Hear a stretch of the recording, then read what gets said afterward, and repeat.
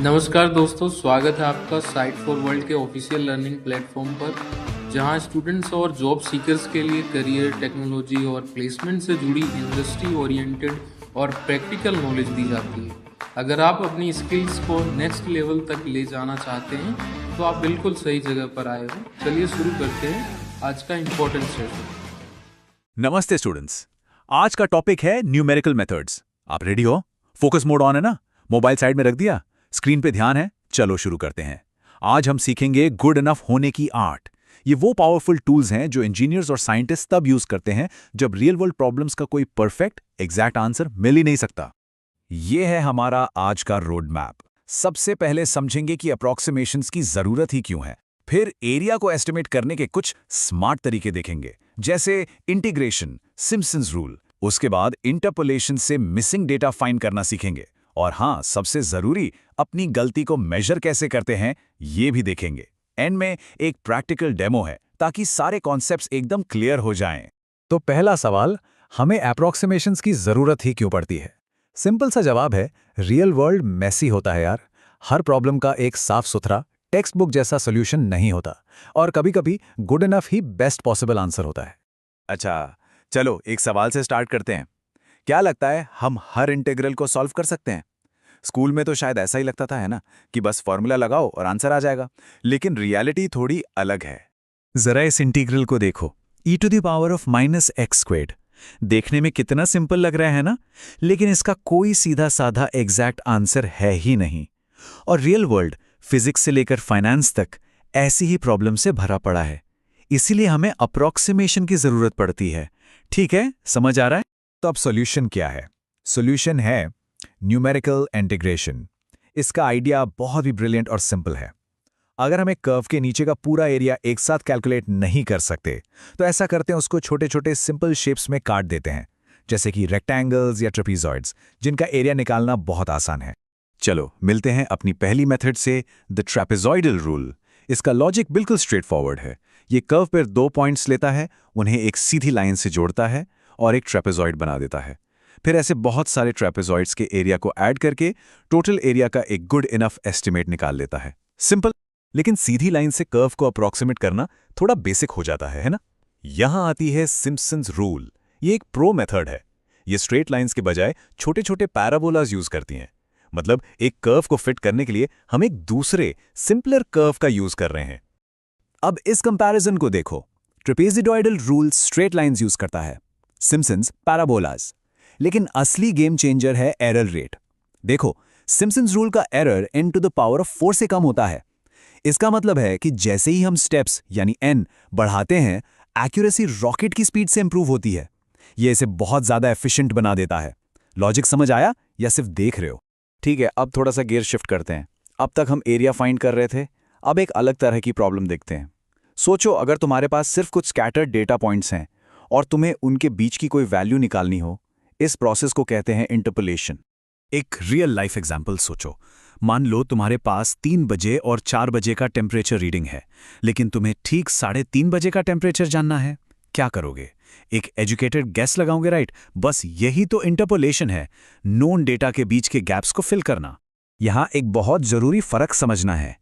Interpolation मतलब known data range के अंदर गेस करना, ये सेफ होता है। दूसरी तरफ है एक्स्ट्रापोलेशन, मतलब रेंज के बाहर गेस करना, जैसे 7 बजे का टेम्परेचर प्रिडिक्ट करना। ये काफी रिस्की हो सकता है, क्योंकि हमें नहीं पता कि ट्रेंड आगे वैसा ही रहेगा या नहीं। आप एक्टिव हो ना? माइंड इधर ही है ना? अब हम आते हैं इस कहानी के क्लाइमैक्स पर। एक अप्रॉक्सिमेशन निकालना एक बात है, लेकिन ये जानना कि वो अप्रॉक्सिमेशन कितना अच्छा है, वो सब कुछ है। अपनी गलती को जाने बिना हमारा एस्टिमेट सिर्फ एक अंदाजा है।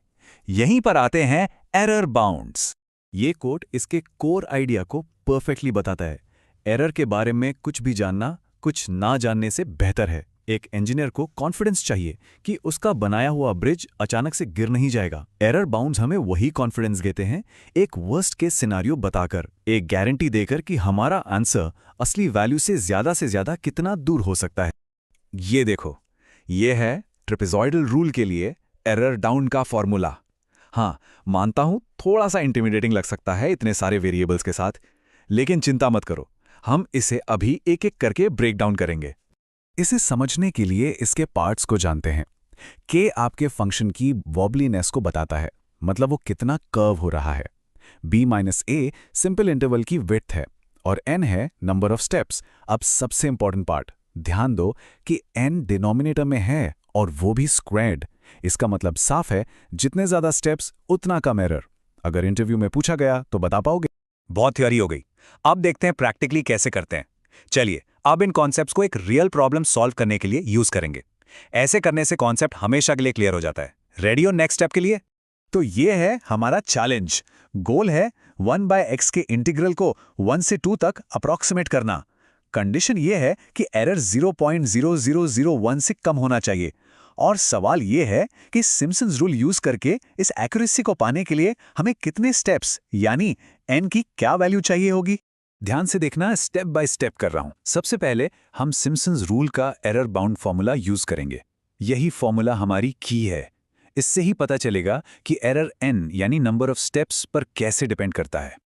पहले स्टेप 1, अब स्टेप 2। हमें k की वैल्यू फाइंड करनी है। याद है ना, k फंक्शन की मैक्सिमम वॉबलीनेस है। सिम्पसन्स रूल के लिए ये फोर्थ डेरिवेटिव पर बेस्ड होता है। हमारे फंक्शन 1/x के लिए इसकी वैल्यू 24 आती है, तो हमारा k हुआ 24। इस स्टेप का पर्पस समझ आया? अब सारी नोन वैल्यूज को फॉर्मूला में प्लग इन करते हैं। हम k की जगह 24 रखेंगे, इंटरवल विद b-a सिर्फ 1 है, और इस पूरे एक्सप्रेशन को अपनी डिजायर्ड प्रिसिजन 0.0001 से कम सेट कर देंगे। लो, हमारी इनइक्वालिटी सॉल्व होने के लिए तैयार है। फाइनली इस इनइक्वालिटी को n के लिए सॉल्व करना है। थोड़ी सी अलजेब्रा के बाद हमें मिलता है कि n 6.04 से बड़ा होना चाहिए। लेकिन सिम्पसन्स रूल में एक रूल है, n हमेशा एक इवन नंबर होना चाहिए। तो 6.04 से अगला इवन नंबर क्या है? 8। इसका मतलब हमें मिनिमम 8 स्टेप्स चाहिए। वीडियो पॉज करो और ट्राई करो, सिर्फ देखने से याद नहीं रहेगा। ये चार्ट देखो, सही मेथड चूज करने की पावर साफ दिख रही है। सेम प्रिसिजन के लिए ट्रेपेजॉइड रूल को 41 स्टेप्स चाहिए, मिड पॉइंट रूल को 29 और सिम्पसन्स रूल को सिर्फ 8। ये कॉम्प्यूटेशनल वर्क में कितनी बड़ी बचत है। ये सिम्पसन्स रूल की एफिशिएंसी को परफेक्टली दिखाता है। तो आज हमने क्या सीखा, चलो जल्दी से रिकैप करते हैं। हमने सीखा कि हर प्रॉब्लम का एग्जैक्ट आंसर नहीं होता, इसीलिए अप्रॉक्सीमेशन जरूरी है। हमने देखा कि न्यूमेरिकल इंटीग्रेशन से हम कॉम्प्लेक्स कर्व्स का एरिया निकाल सकते हैं। सिम्पसन्स रूल अक्सर ज्यादा एफिशिएंट होता है। हमने इंटरपोलेशन से डेटा के गैप्स फिल करना सीखा।